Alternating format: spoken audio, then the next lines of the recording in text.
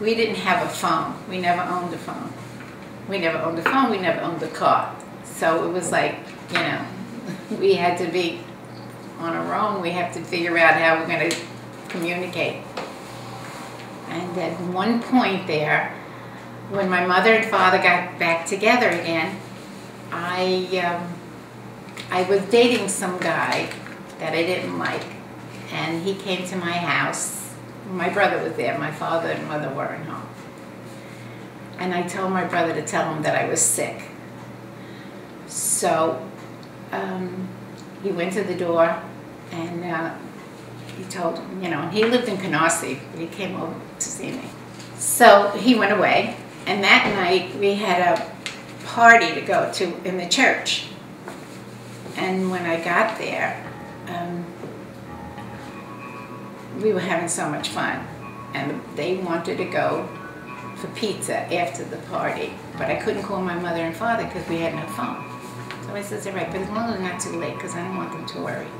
Well, we got home at like 3 o'clock in the morning, and my father was just going to have the cops come after me, because he went to the church, there was nobody there, and he never knew. And they thought the guy that came to my house might have come over and gotten me, whatever.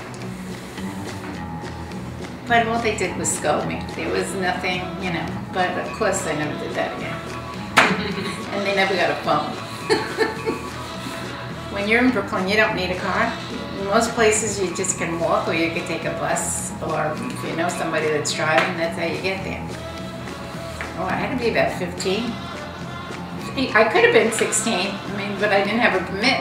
I went to visit my cousin in New Jersey, and it was a holiday.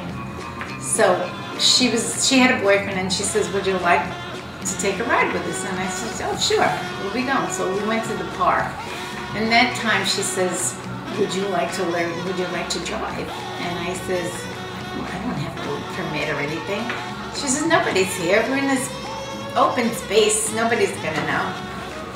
So, all right, try it. So just as I was taking the wheel, and I didn't even really get anywhere, cops came. They wanted to see my registration, my license. I says, I have no permit.